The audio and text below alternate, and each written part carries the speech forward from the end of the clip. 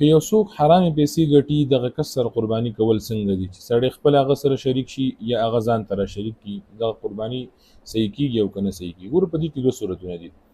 یو صورت دا دی چې دا کم کس تا سره راګډېږي یا ته هغه سره ورګډېږي هغه سره په دې قربانۍ کې ځان ور شریکې نو د هغه کس مکمل ټوټل په ټوټل آمدني حرامه وي. په داسې کې خو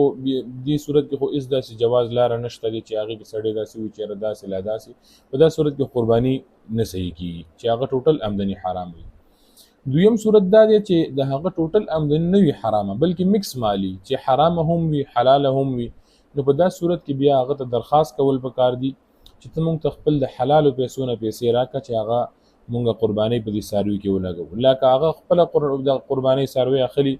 نو بیا ورته دا وینا وشي چې ته په حلالو پیسو باندې څاروی واخله نو زمونږ یو یا دوه چې کوم څوک ورسره ور شاملېدل غواړي نو هغه به ورسره ور شامل شي. نو که چېرته هغه دا خبره وکړله چې ټیک ده مطلب دا چې دا پیسې زه تاسو له درکوم یا چې کوم څاروی زه اخلم په کوم پیسو باندې دا پیسې زما د حلال آمدن نه دي نو بیا هغه سره نور بحث او بحث نه دي کول پکار د هغه په خپل باندې یقین کول پکار ځکه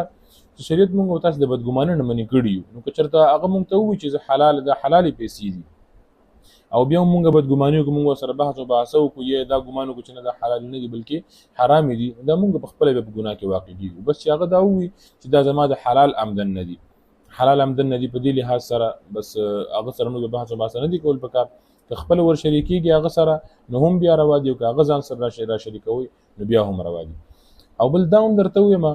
چې د حرام او د حلال صورت هغه ټیم کې دی هغه وخت کې دی چې کله تا ته معلومات وشي پته ولګي که چاته معلومات درته نه پته نه درته بالکل او ته سره شریک شوی تا ته معلومات نشته دی چېرې د پیسې حلال دي که حرام دي په دې صورت کې بیا هم قرباني درسته کېږي. خو بیا هم احتیاطاً هغه تقوا لحاظ سره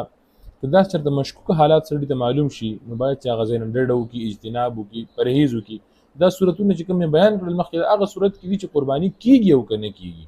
نو که چېرته چا وکړل چې کوم د جواز صورت مې درته بیان کړو په هغه صورت کې به د قرباني ادا شي او چې کوم د حرام صورت مې درته بیان کړو چې مکمل آمدني حرام په هغه صورت کې د کس قرباني نه ادا کېږي. خو که چېرته بیا هم څوک ورنه ډډه وکړي اجتناب وکړي پرهیز وکړي ورنه او